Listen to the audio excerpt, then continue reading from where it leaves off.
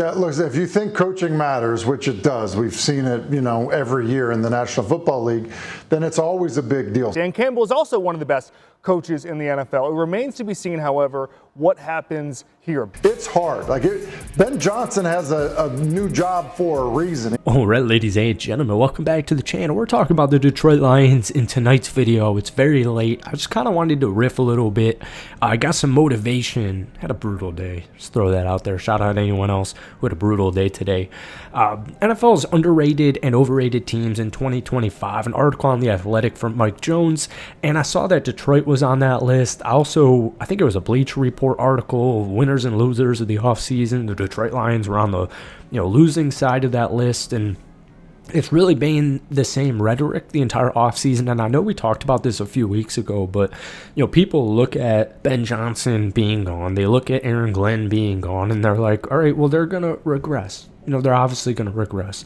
They can't keep up with their 15-2 pace. And I couldn't name you a team in the National Football League in the whole history of it that could maintain a 15-2 pace, but I think people overestimate the Detroit Lions offense in a good way. Like the whole Kevin Zeitler being gone, the whole big time center retiring, the whole coordinator change.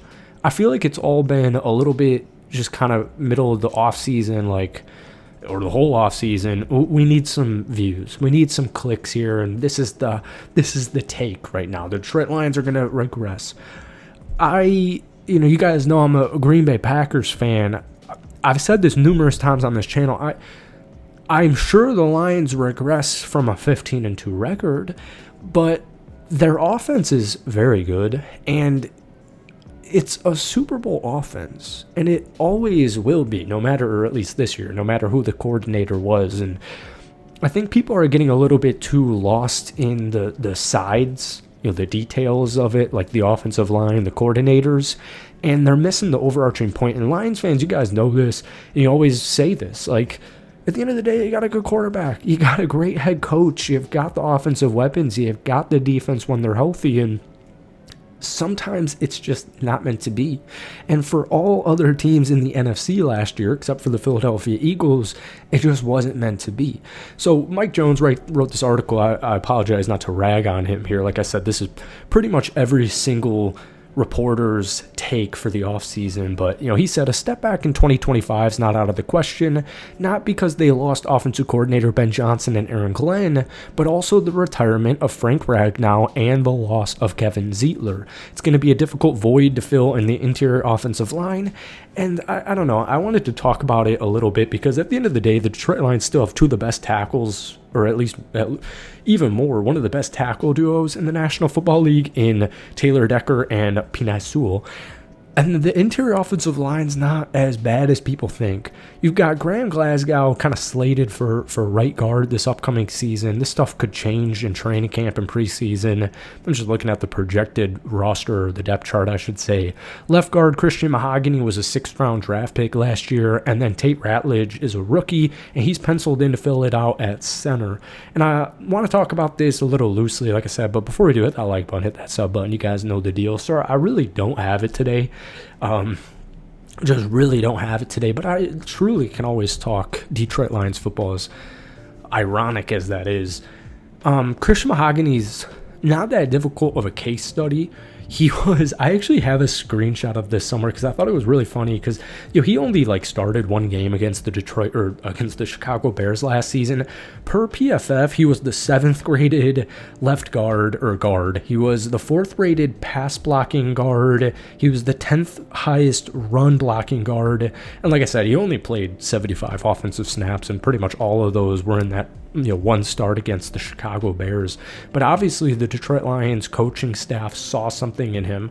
Obviously they fully believe in this kid, and the stats speak for themselves, and the film against the Chicago Bears also speaks for itself. And so Christian Mahogany is a part of a very good offensive coaching group. He's a part of a very good offensive line with the 2 tackles. And I have a hard time believing, especially with John Morton and the offensive line, I just have a hard time believing he's going to come in here and be like a below average guard for the NFL next season. I don't really see that happening. So then you move in, and by the way, they still have Miles Frazier. They got Manu as well.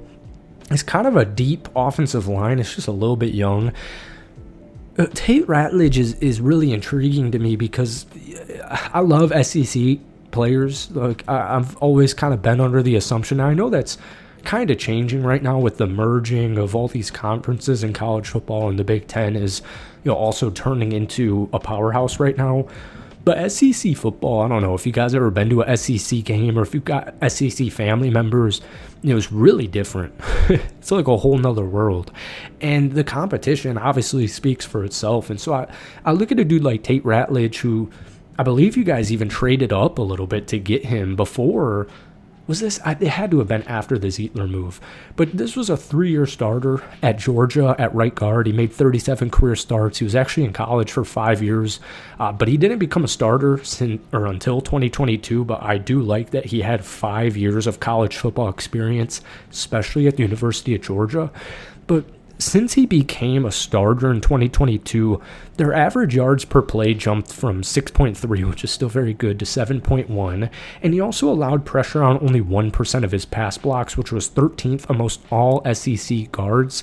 Now, like I said, he's slated in as a center right now, at least as it stands right now. All this stuff is kind of still up in the air before training camp. But I don't really get the pessimism for it, because at the end of the day, like, you could throw whoever you want at center, you could throw whoever you want at left guard. Obviously they can't be the worst in the NFL, but the offensive talent and the firepower and the brain power behind the offense, that's not a concern to me. And so if you had to have a concern, it would be defensively. And if anything, it's nothing to do with player personnel. It's all just simply health. And we saw that last year. And when you lose Aiden Hutchinson and you lose Aleem McNeil and you lose Carlton Davis and you lose Marcus Davenport and like 20 other guys, it's kind of difficult to go deep. And yet, some way, somehow, they still went 15-2 in the regular season. But I'll just read you the starting depth chart.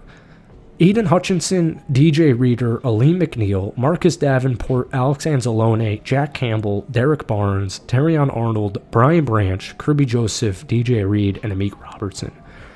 I'm not quite sure what the panic is. Like I said, okay, they'll regress because winning 15 games in an NFL year is very difficult. Difficult to do that once, and it's just not feasible to sustain unless you're in like a Madden franchise playing on like all pro. But it really just comes down to health. So it's like, maybe Aleem McNeil is not going to be ready for week 1, and you are like Aiden Hutchinson's coming back from his injury and et cetera, which, by the way, he's on track to be one of the best defensive players in the NFL because he already was, and he's only played 2 full seasons. I don't know. I guess there wasn't really a point to this video other than the Detroit Lions are still really good. So whenever you read an article or you hear a analyst say Detroit might miss the postseason on the loaded NFC North, I take it from a Packers fan. I think you guys are going to be just fine. I don't know. Maybe it's just me. That's it for me. I got to get out of here. Thank you guys so much for watching, and we'll see you soon.